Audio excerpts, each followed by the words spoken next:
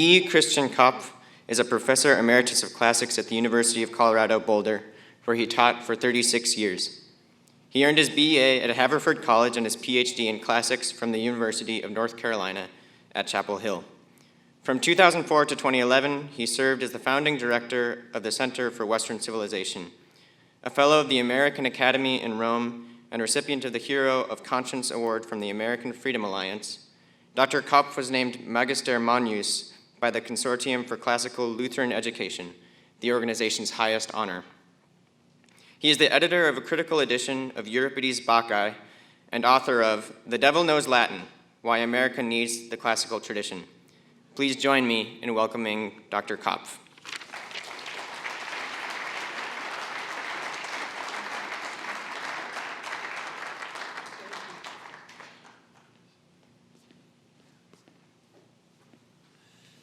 Thank you for that very nice introduction. Welcome, ladies and gentlemen.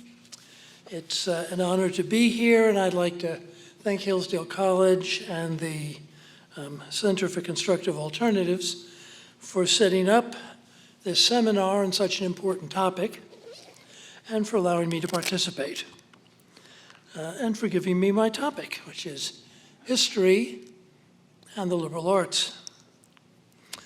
In his Dialogue de Republica, Cicero has Scipio explain how to begin a speech. He says, quotes, "I begin by observing a rule which all speakers, I fancy, must adhere to if confusion is to be avoided. That is, if the name of the subject under discussion is accepted, whatever it is, the meaning of the name should be explained," end quotes. Well, the title of this talk is History and the Liberal Arts, so we can start off by asking, what is history? And we're going to, in fact, use it in several senses, in ordinary language and in this talk.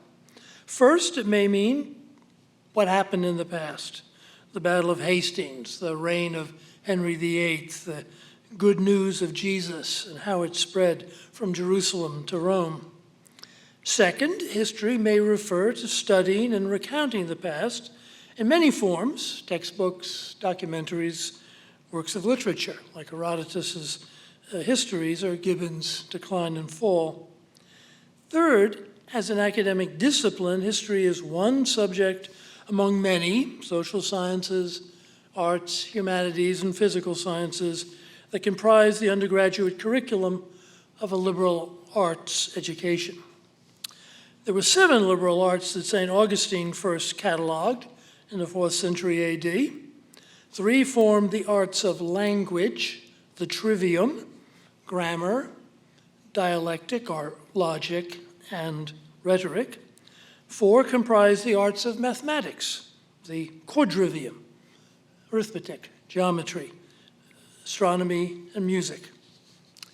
Why are these arts liberal?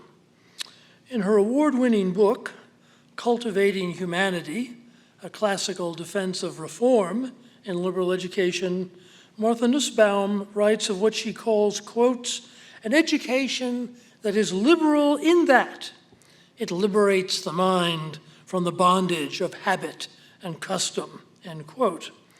Since she holds a PhD in classics from Harvard University, Professor Nussbaum knows better. The adjective liberal comes from the Latin word liber, free, not a slave. According to Aristotle, free people act after deliberation and discussion, while slaves obey without debate. Over the centuries, the liberal arts have educated students for many roles in many societies, ancient, medieval, and modern. In America, and especially in the age of the founders, the freedom of the liberal arts has been first and foremost the freedom of a citizen. Thomas Jefferson, for instance, wrote to his state legislator, Colonel Charles Yancey, on January the 6th, 1816, quotes, "If a nation expects to be ignorant and free in a state of civilization, it expects what never was and never will be," end quotes. Jefferson described his bill for public education in his only book, Notes on the State of Virginia, final edition, 1787. First, students should be taught to read, write, and reckon. In addition, Jefferson said, quotes, "Their memories may here be stored with the most useful facts from Grecian, Roman, European, and American history," end quotes. For Thomas Jefferson, knowledge of history was as fundamental and essential as the grammar and arithmetic of the 7 liberal arts. He explains, quotes, "Of all the views of this law," the one on public education, "none is more important, none more legitimate than that of rendering the people the safe, as they are the ultimate guardians of their own liberty. For this purpose, the reading in the first stage, when they will receive their whole education, is proposed, as has been said, to be chiefly historical. History, by apprising them of the past, will enable them to judge of the future. It will avail them of the experience of other times and other nations. It will qualify them as judges of the actions and designs of men. It will enable them to know ambition under every disguise it may assume, and knowing it, to defeat its views," end quotes. Every citizen should know what Jefferson called the useful facts of history, but the better educated should actually read great historians. Jefferson wrote young Peter Carr on August the 19th, 1785, about studying at William and Mary. He wrote, quotes, "I advise you to begin a course of ancient history, reading everything in the original and not translation. Having ascribed proper hours to exercise, divide what remains into 3 portions. Give the principal portion to history, the other 2, which should be shorter, to philosophy and poetry," end quotes.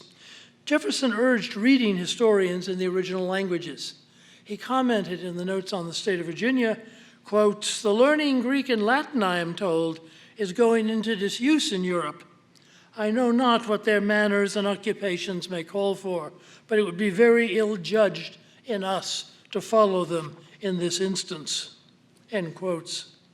Many American founders and English Whigs shared Jefferson's belief in the importance of studying ancient history. One was the English journalist Thomas Gordon, who lived from 1651 to 1750. Gordon is best known as the co-author, with James Trenchard, of a series of 144 political essays espousing the Whig cause in England and appearing under the pseudonym of Cato, the traditionalist contemporary of Cicero. They were published in book form after Trenchard's death as Cato's Letters, which was a bestseller in England and the American colonies. Bernard Bailyn of Harvard, in his study of colonial pamphlets, called Cato's Letters, quotes, "the most frequently cited authority on matters of principle and theory," end quotes. Clinton Rossiter of Cornell, in Seed Time of the Republic, wrote, quotes, "No one can spend any time on the newspapers, library inventories, and pamphlets of colonial America without realizing that Cato's Letters, rather than John Locke's Civil Government, was the most popular, quotable, esteemed source for political ideas in the colonial period," end quotes. The memory of Cato's Letters survives in the name of the major libertarian think tank in Washington, D.C., the Cato Institute. It's not named after an ancient Roman, it's named after the pseudonymous author of Cato's Letters. After Trenchard's death in 1724, Gordon stopped writing fiercely polemical essays on contemporary issues and devoted the rest of his life to translating 2 Roman historians, Tacitus in 2 volumes, 1728, 1731, with later revisions, and Sallust in 1744. He devoted 4 years, 1720 to 1724, to Cato's Letters, but 20 years, 1724 to 1744, to ancient history. He prefaced his translations with lively essays showing their relevance to the themes of free institutions, citizenship, and tyranny. The pages of Tacitus are full of tyrannical emperors and brave senators who stand up to them and are defeated. The American founders saw their world through the lens of Tacitus as adjusted by Thomas Gordon. For John Adams, the morality of Tacitus is the morality of patriotism. You should know that Whigs called themselves patriots. In retirement, Jefferson wrote, "I read 1 or 2 newspapers a week, but with reluctance give up even that much time from Tacitus and Horace." For John Quincy Adams in 1819, when he was Secretary of State, quote, "To live without a Cicero and a Tacitus at hand seems to me as if it were a privation of one of my limbs," end quotes. Modern historians find it impossible to believe that English Whigs and American founders took the past so seriously. Stanford's Jack Rakove writes of the framers of the U.S. Constitution in his Pulitzer Prize-winning book, Original Meanings, Politics and Ideas in the Making of the Constitution. And Rakove writes, quotes, "The convention delegates of 1787 to 88 came to their task fresh, not from research in their libraries, but from the business of managing a revolution and conducting public affairs at every level of government. Conscious, as they were, of the fate of other republics and confederacies, ancient and modern, the lessons of the past they weighed most heavily were drawn from their own experience," end quotes. Is Rakove right? In mid-August 1787, John Wilson of Pennsylvania and James Madison of Virginia tried to amend the convention's vote on July the 16th about the 2 houses of Congress by moving that bills of appropriation be allowed to originate in either house, not just the House of Representatives. Their forceful speeches were based on reason and practical political observation, what Rakove calls their own experience. They argued, 1, there was no logical reason to restrict such bills from proceeding from either house, since both houses had to approve the bills in any event. In addition, 2, the lower houses of state legislators had often behaved irresponsibly over the decades since 1776. Their motion was soundly defeated, and historians rarely mention it. The debate is important, however, because of the response it provoked from distinguished elder statesman John Dickinson, who in opposing the amendment expressed clearly and explicitly the principles that guided many framers. We have Dickinson's comments, by the way, because Madison kept extensive notes on the debates in the convention, which were published decades later. Dickinson spoke, quotes, "Experience must be our only guide. Reason may lead us astray. It was not reason that discovered the singular and admirable mechanism of the English Constitution.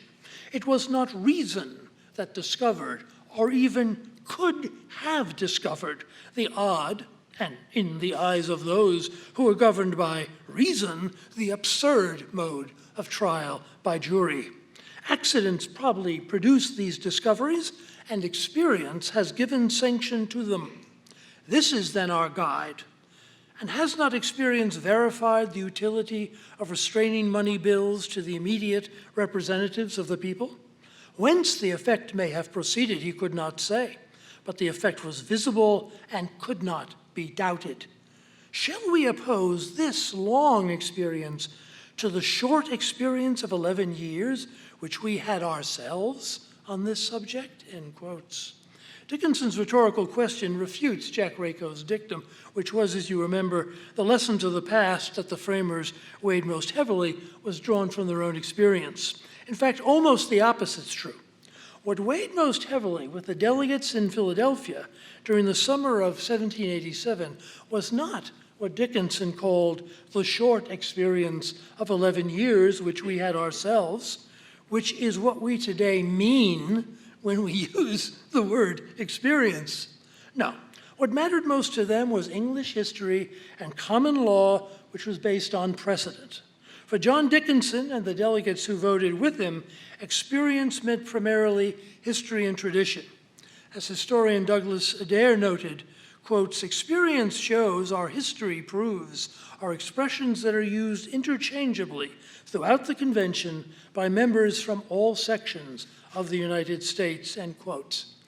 M.E. Bradford entitled his book on the founders, "A Better Guide Than Reason."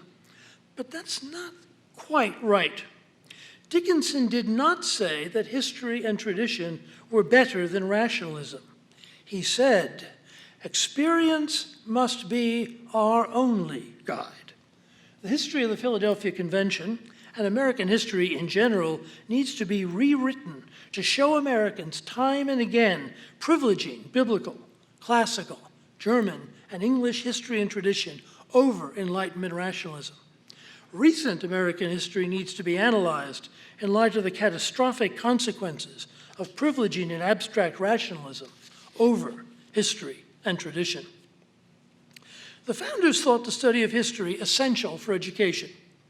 History as an academic discipline has seen the steepest decline in majors of all disciplines since the 2008 recession, according to the American Historical Association's journal, Perspectives on History. Why has the percentage of undergraduates who major in history shrunk so much in recent decades? Often, students prefer STEM majors to humanities and social and history because they expect STEM to lead them to good-paying jobs. These expectations may be exaggerated. A professor in one prestigious biology department told a group of colleagues, "Our majors think they're all going to med school, but only about 20% of them get accepted." According to a report from the U.S. Census Bureau, published on July the 10th, 2014, quotes, 74% of those who have a bachelor's degree in science, technology, engineering, and math, commonly referred to as STEM, are not employed in STEM occupations, end quotes, 74%. STEM grads often find that although their first job does pay more than those of liberal arts students, they eventually hit a glass ceiling. During the Republican primary debates in 2016, Senator Rubio of Florida opined that America needed, quotes, more welders and less philosophers, end quotes. He meant fewer philosophers, but let's not get distracted here. Don't get me started on that one. On the stage debating him was a Stanford graduate with a history major and a philosophy minor, two subjects often pointed out as ones that don't lead to high-paying first jobs. Her first job, indeed, was as a secretary, confirming the prejudice. Her last job was CEO of Hewlett-Packard. Okay, Carly Fiorina's is an extreme case, I grant you, but not unique either. University of Colorado President Bruce Benson wrote the faculty on August the 4th, 2016, that his administration had, quote, surveyed the degrees earned by the CEOs of Colorado's top 25 companies. We found that most had an undergraduate degree in the liberal arts, and only then an advanced degree in specialized areas such as law or business, end quotes. There is a deeper reason, though, for the marginalization of history and the arts of language in favor of STEM and the arts of mathematics. For most of Western history, the 7 liberal arts have proclaimed the equal value of language and mathematics, trivium and quadrivium. But usually the arts of language have been more influential and widely studied. The growing prestige of Plato's vision of science as best done by mathematics has privileged disciplines that use mathematical models. In my experience at the University of Colorado's honors program, honors theses based on mathematical models are viewed as more impressive than those arguing from history and political philosophy. Aristotle reminded his students that mathematical models favored by his teacher, Plato, need to be confirmed by observation. Sometimes history and mathematics suggest different results. So let me give an example. Mathematical models suggest that global free trade is superior to the products of national economies protected by the tariff because goods are cheaper for consumers. Economic history, however, suggests a different conclusion. At the time of the American founding, the United States were what we today would call a third world economy, one largely agricultural and producing raw materials for British factories. The federal government was funded by tariffs and excise taxes, which taxed foreign countries and businesses. Many Americans wanted the tariff used only to meet the government's budgetary needs. But others, like Alexander Hamilton and later Henry Clay, wanted a protective tariff to favor American industry over foreign competition. When the Republican Party achieved a majority in Congress after the secession of the southern states in 1861, they passed the protectionist Morrill Tariff. President James Buchanan signed it into law his last day in office. Abraham Lincoln later signed two stronger versions of the tariff. As Alfred E. Eckes showed in his book, Opening America's Markets, in the century after the founding, the United States developed from a producer of raw materials to an industrial powerhouse under a regime of national autarky funded by the tariff. The 16th Amendment gave free trader Woodrow Wilson a chance to sabotage the tariff, but this was reversed by Harding and Coolidge. Free traders attribute the prosperity of the Roaring Twenties to lower income tax rates, but Coolidge himself, in his essay on William McKinley, attributes it to the tariff. In this essay, Coolidge praises McKinley because he, quotes, took up the work of Hamilton and Clay, reestablished their principles, and under his leadership, the government readopted their policies, end quotes. Their principles, as the essay makes plain, were protectionism, and their policies, the protective tariff. FDR worked to undermine the tariff, but the demolition of America's industrial base and the hollowing out of our middle class really took off with the Kennedy round of GATT in the late 1960s, followed by NAFTA in the 1990s. Of course, the Roaring Twenties ended with the Great Depression. Marxists blamed it on the inherent contradictions of capitalism, while free traders blamed the Smoot-Hawley tariff, which did not go into effect until the Depression had already begun. Milton Friedman and Anna J. Schwartz, in A Monetary History of the United States, published in 1963, showed that the Great Depression was brought on by the monetary policies of the Federal Reserve. It was for this work of economic history, not his advocacy of global free trade, that Milton Friedman was awarded the Nobel Prize for Economics in 1976. If we're to make rational decisions about our nature's future, economic and otherwise, we need to supplement the lessons of mathematics with those of history. Classical educators immerse their students in the past by studying dead languages and history. Progressive educators think the future will belong to those who innovate, and so our education must be innovative. Support for the classical model comes from the research of psychologist Kay Anders Erickson of Florida State. Erickson studies the most successful practitioners of a wide range of different skills and professions, from policing to chess, whom he calls experts. Erickson is the expert on experts. Let's examine his research on chess. Chess is a challenging intellectual activity. The communis opinio is that grandmasters win by thinking ahead more moves than their opponents. Erickson's research, however, shows a significant correlation not with innovation, but with hours spent studying the games of earlier grandmasters.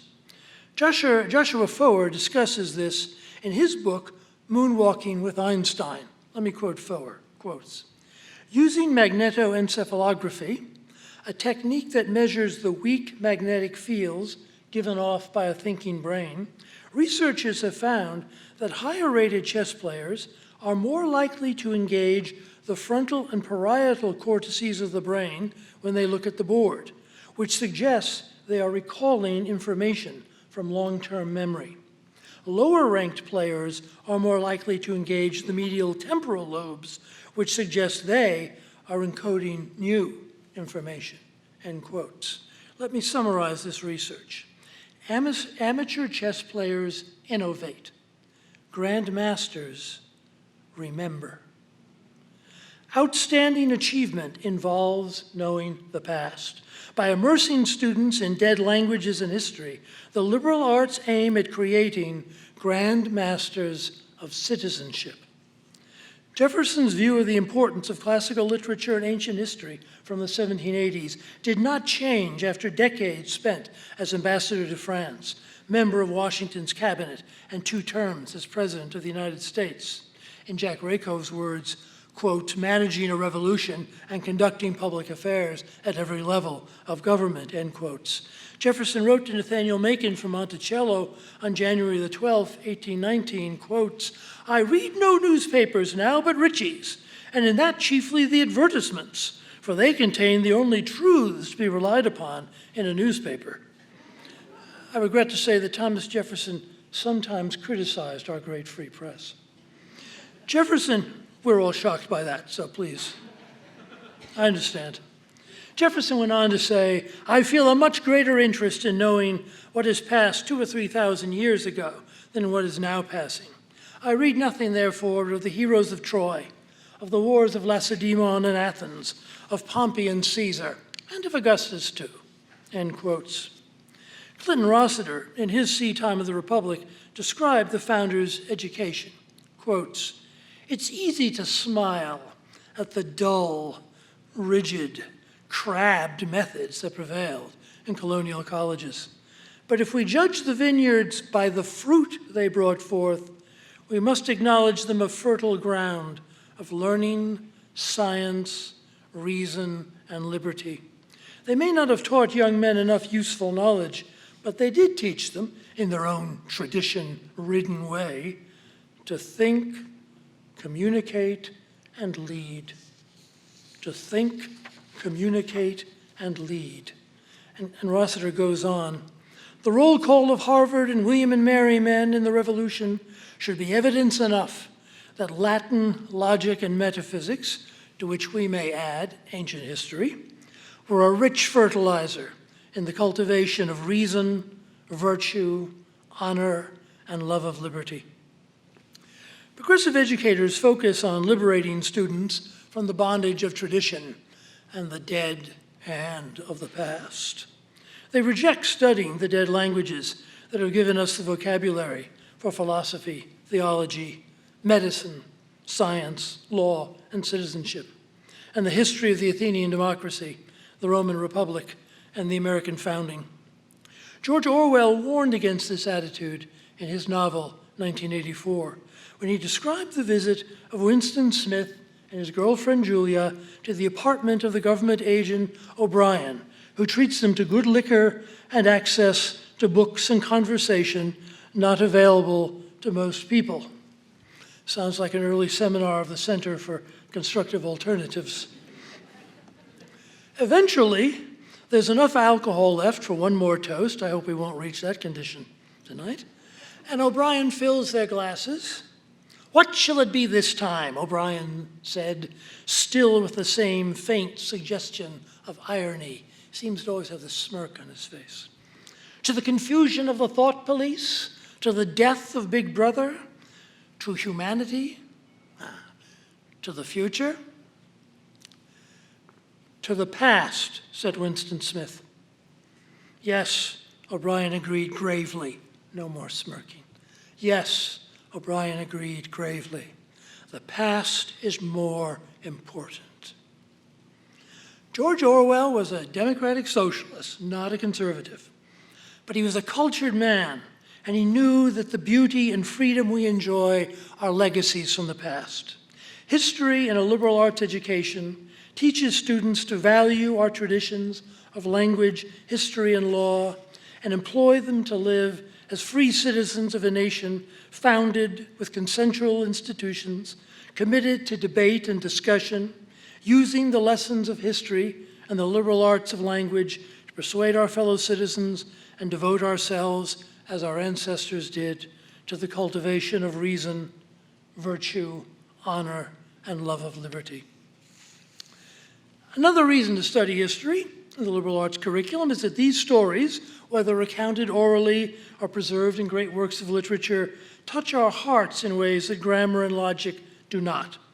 The old Sunday school hymn used to proclaim, I love to tell the story, 'twill be my theme in glory, to tell the old, old story of Jesus and his love. The hymn makes a point that's valid for many stories in secular as well as biblical history. I love to tell the story because I know it's true. It satisfies my longings as nothing else can do. The minister in Robert Frost's The Black Cottage had an insight we need to hear. Most of the change we think we see in life is due to truths being in and out of favor. As I sit here, and oftentimes, I wish I could be monarch of a desert land.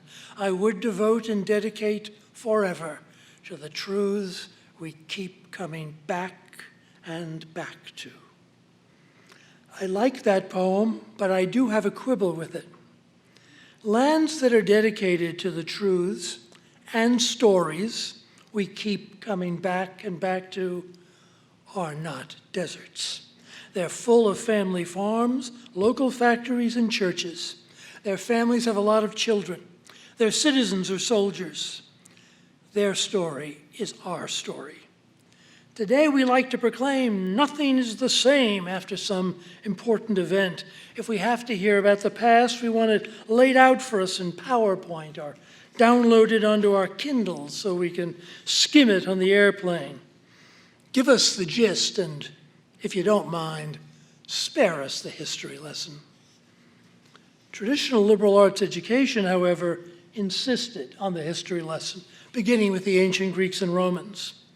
What most Americans value about America, consensual institutions, the rule of law, private property, science, faith, cannot survive without the ancient traditions that inspired and maintained them.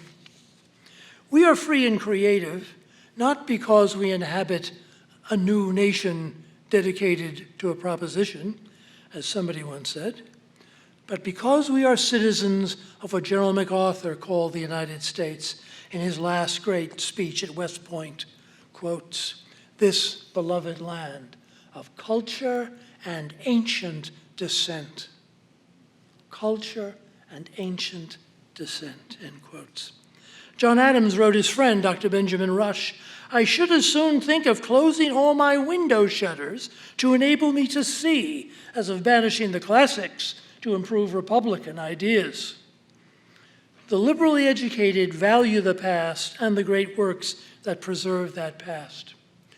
We all want progress, C.S. Lewis told his radio audience in 1942, but progress means getting nearer to the place you want to be.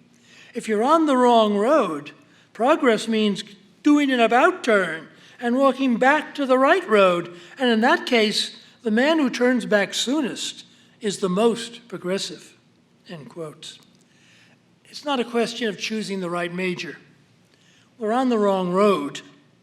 We've privileged job training over the liberal arts, global free trade over family farms and local businesses, technology over great books, the consensus of self-proclaimed experts over the wisdom of our ancestors.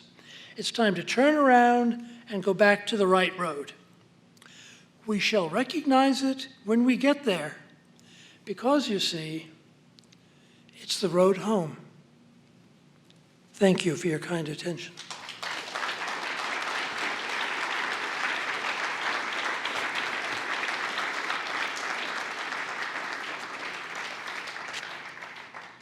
Thank you, Dr. Kopff. We now have time for Q&A, so if you have a question, please make your way to one of the microphones.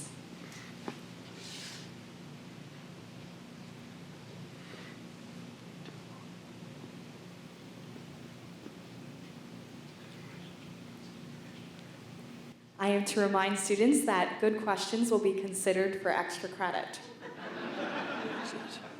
That's it, bribery. Thank you very much for coming and speaking. How would you suggest this love for history, this passion for history, understanding how it applies to us and how we can use it, how do we incorporate that into the day? How do we inspire those who are not inspired, as we have just been reminded to be? Yes, that's a good question, and I don't have a good answer for it. One way my impression of it, inspiring students, and there actually is research supporting it, is that love what you teach, be enthusiastic about your country and its story, and the stories that lie behind it. I had a friend in our education school whose research showed that the most effective part of teaching, more than knowledge and more than skill, was thinking your subject was important. And he said, this is bizarre. It's the one thing we can't teach. It's the most important thing, is thinking it matters. Once that happens, especially when you rely on the fact that these people, the people that our founders found important were the people that the people of the Reformation era found important, the people that Dante and Petrarch found important. This is, Ezra Pound says somewhere, writings and people that have been found to be interesting and important for thousands of years are probably not very boring. And we sort of need to have confidence that this is true. There's a sense that, especially when you teach classics, you really notice this. When is the day going to come when people are going to say, this is ridiculous? This was thousands of years ago. How can this possibly matter to us now? And the answer is, you sort of need to believe that it does. And John Dickinson's point is the one that really is relevant here. This is what has made sense for people for a long, long time. And it's not just John Dickinson in the 18th century. Frankly, the argument that Dickinson uses, the argument about accidents probably produced this and history showed that it worked, is the same argument used by the great biologist Konrad Lorenz in his book on mankind's mortal sins, where he, as a biologist, compares the traditions. Well, one of mankind's mortal sins is Abreißung der Tradition, destroying tradition. And he says, tradition of our ethical and our religious traditions, and our political traditions too, I would add, he views like the human genome, which he didn't think was created or designed. He think it happened because accidents caused mutations, and good mutations survived. But it comes to the same thing. And he says that the great traditions, the ethical and religious traditions of mankind, have the same validity that our genome does, and nobody could invent either one group or the other group. What you need to do is be confident that that's true when you're looking at it. That is, don't look at it as something that, and this is the problem I have with Martha Nussbaum, of course. She assumes that the past is wrong and that tradition is irrational, instead of assuming that something that's made sense for so long is going to continue to make sense if we just give people a chance to hear it. Does that respond to what you asked? Thank you.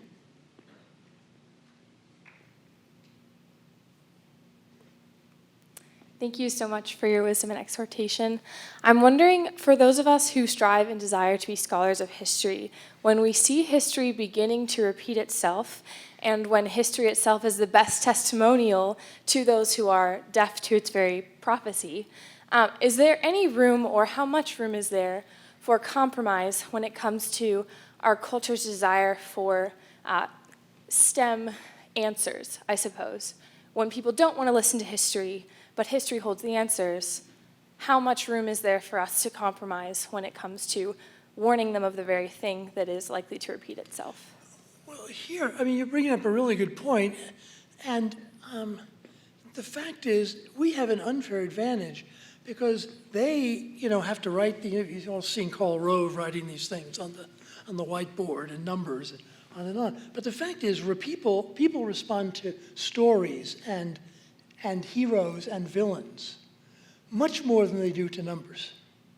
Now, sometimes that's wrong, and sometimes the numbers tell us things we need to listen to. But for the most part, we get to bring in the heroes and the villains and the stories that really make sense to more people and to ourselves also. The really wonderful book on the founders and the classics has a wonderful title, which is The Founders and the Classics. And it's by a wonderful scholar named Paul Richard. And it's spelled Richard, but he's a Cajun, and he, like the French, leave off the last letter.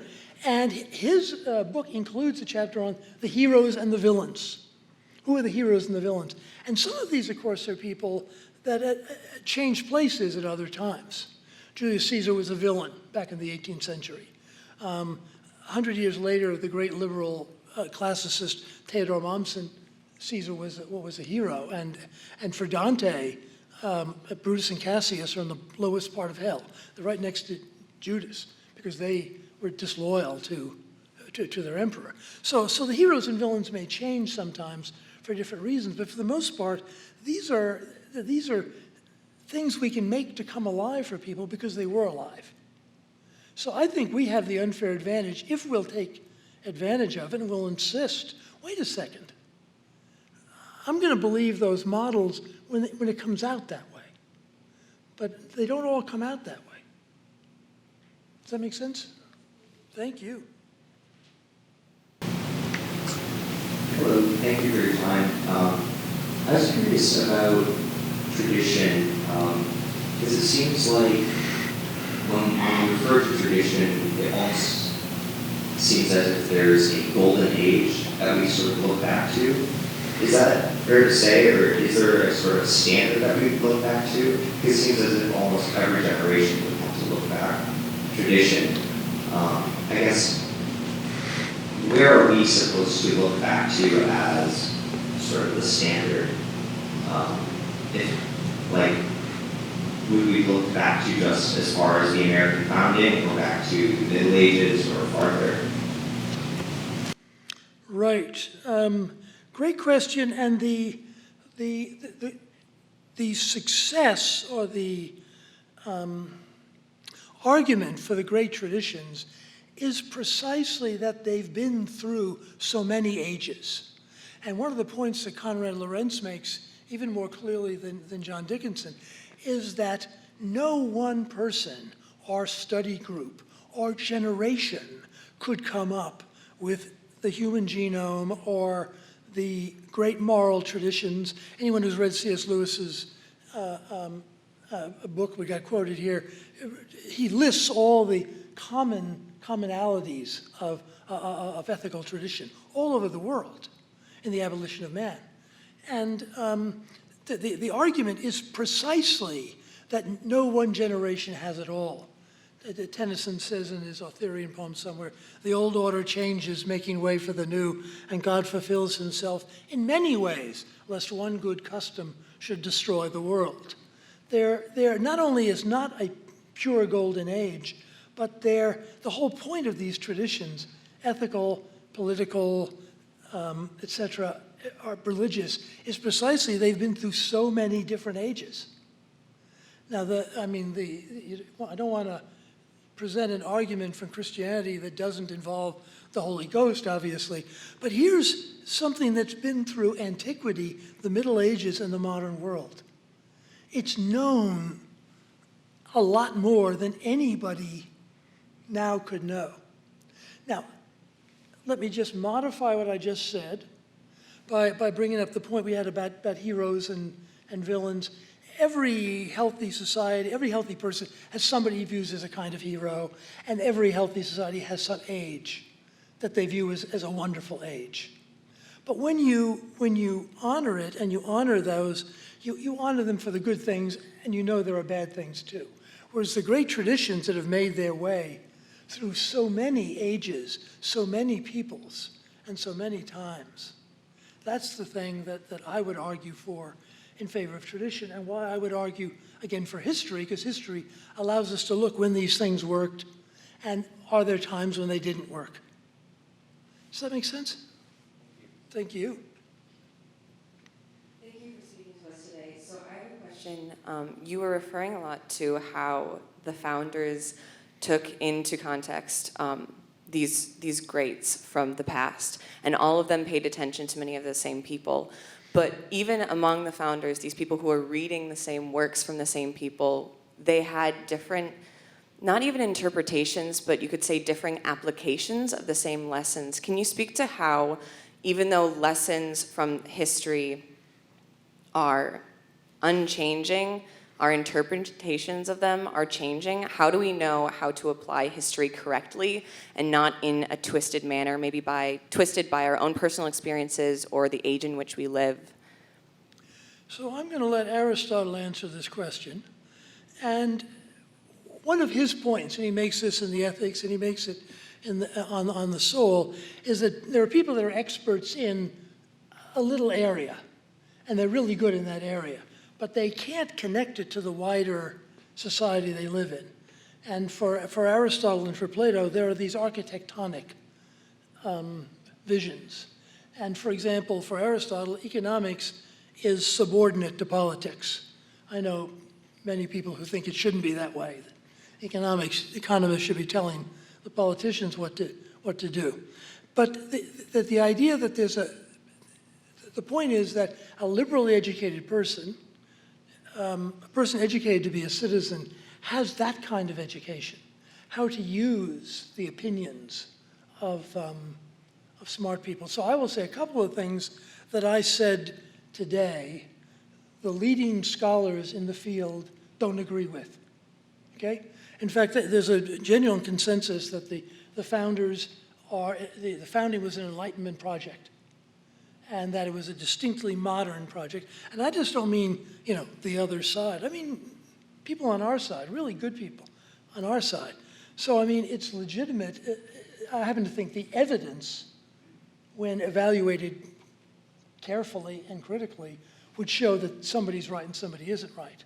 But still, there's legitimate points there to be made. And by the way, people who thought that Americans threw away their old prejudices and created a new society, there's de Krevker's 1782 work, Letters from an American Farmer, where he says exactly that. Sounds exactly like Bernard Bailyn and Jack Rakove and Martha Nussbaum back in 1782. Now, I think there were a lot more people like John Dickinson and Thomas Jefferson, but still, part of a liberal arts education is that you, with a good liberal arts education, can decide what the experts, who are number one in their teeny area, but can't see the whole picture, how this fits into things. So, I mean, if I'm right, if I'm wrong, of course, then we should hand over our lives to, Dr. Fauci or whoever the expert is, right? You laugh. There are parts of Boulder that wouldn't be laughing at that comment. But the fact is, it's the job of the liberally educated, the people who have a vision of history, of language, of philosophy, of literature too, who should be judging what the experts in little areas are telling us. So that ultimately there is a way to get a right answer. But the openness to debate is not a bad thing. That's one of the things we should be learning from the study of the past. Does that make sense? Thank you. Thank you so much for your talk. This is sort of related to what you were just talking about, but what are your thoughts on the idea of allowing or requiring students to major in a certain subject at a liberal arts college? And because some would say that that's not a true liberal arts education, and then also, are there certain majors that don't really fit with a liberal arts education? It's a really good question. I don't have a really good answer for it. The idea of majors is something of a concession to a developing situation. The advantage of departments is they allow a certain kind of academic standard to be maintained, and the disadvantage is they tend to leave out things that don't fit into their narrow academic specialty. Are there things that shouldn't be part of an undergraduate liberal arts education? Well, all we have to do is go to the same issue of the American History Association's Perspectives in History and look at the ones that are doing well since 2008. They're the ones that shouldn't be there. Or go on to Forbes, and Forbes will say, the majors that give you the best first job, right? And list these things. And it's computer science, and it's all kinds of engineering things. And I'm saying that a little bit carefully because actually classics is in the top 20 in the list. With a classics major, you actually, as a rule, according to Forbes, I don't know this myself, but according to Forbes, who would question Forbes? Not I, certainly. I think the classics majors, now they're top 20, they're not top 10. The top 10 are all computer science stuff. And I also get this because I'm always having trouble with my computer, and I go in to the library where they are, and there's the kids fixing it. They're all undergraduates. And I remember one telling me, and after he told me this, I asked others, and it turned out to be true. When I came here, I was going to be a bio major. Then I found only about 20% of them even get to mid school. So I had, by the way, provoked the statement that I just mentioned from the colleague, confirming what the student had heard. So I switched to computer science, because that way I'm guaranteed to get a good first job. And he's right. Guaranteed is too much, of course, but it's better than 1 in 5. It's better than eeny, meeny, miny, mo, which is sort of what you get the other way. So, I mean, those are the subjects we shouldn't be teaching. My school, I went to a small liberal arts school, Haverford College, 500 men, smaller than you guys. By the way, it's bloated since then. They let in women, it's now 1,100, so it's bloated. But they just sent us propaganda to make us give more money. And one of the arguments was, 10 years ago, there was one computer science major, and now there are 40.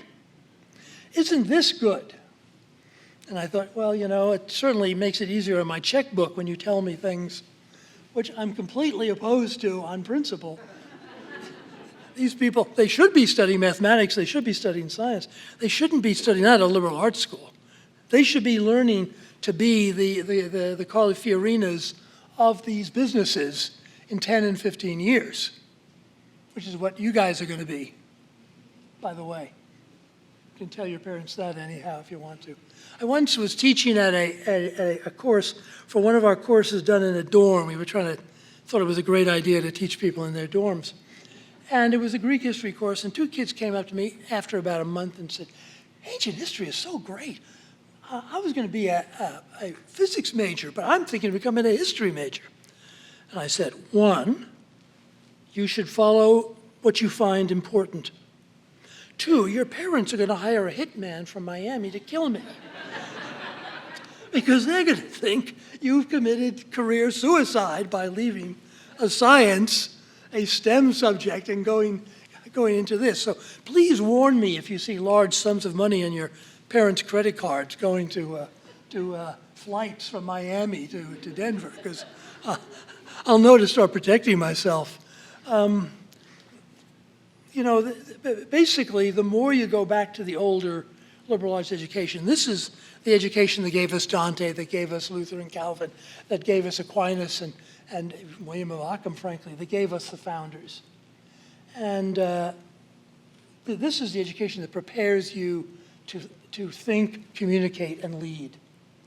And that's where things like computer science are distracting. Thank you. I hope that answers. We have time for one last question. Thank you for speaking to us today. My question is just, have you seen a movement back towards the liberal arts or to history in general in any of your colleagues or in academia? Or do you feel like you're sort of alone standing in this fight for history? Well, fortunately, I mean, if you do your job properly and understand that teaching is part of your job, and you're excited about your subject, there are going to be majors. And the languages, all of them, all the living ones, except for Spanish as well as the dead ones, have had their problems. Shortly after that report from the Census Bureau came out, talking about 74% of STEM undergraduate degrees didn't end up doing STEM, one of the leftist journals went and investigated it, and now I can't remember which one it was. And what they discovered was that at Yale, history was very popular, and I think it was the 3rd most popular major. And at Princeton, they were having so many students they were hiring. That's what we really care about. Who's getting the faculty positions, right? On and on. And their theory was, you see, who goes to Yale and Princeton, but the rich people who are going to oppress the rest of us. And they were cleverly learning about the past and learning about these traditions and having the poor proles study these subjects that led directly to a good first job, whom they would then rule, of course, because they'd be the CEOs, whereas the other guys would be the other. So there is a rumor that in really good places, which have really good departments too, by the way, good students understand that these are important subjects. And I know that to name a non-Ivy prestige school, but still a prestige school, UT Austin, created some wonderful humanities departments just by paying people at the Ivies more than they got paid there, and luring them off and creating wonderful French and classics and German and history departments, because there were majors. Now, I will say our administrators don't think that. I was at a meeting with the the provost came in and said, of course I love the liberal arts and I would support it. And I was silly enough to say, well, you know, that's great because, you know, you could create the greatest classics or French or history department in the world with half of what it costs you to hire junior faculty in our biology departments and our physics departments and our chemistry departments where you need labs and all this tremendous infrastructure. And of course, the look on his face, tell when someone isn't sincere, right? Well, yeah, well, we could hire those people, but then when no students took their courses, what would we do? We'd be stuck with them. So I said, okay, thank you, sir. Thank you, I didn't understand. Thank you for clarifying that. So there is some evidence that smart people know enough to study the great subjects, but in terms of the sheer numerical aspect, what was true a few years ago is still true. The humanities are in trouble as far as enrollments go. Thank you, Dr. Kopff. Thank you. Thank you, ladies and gentlemen.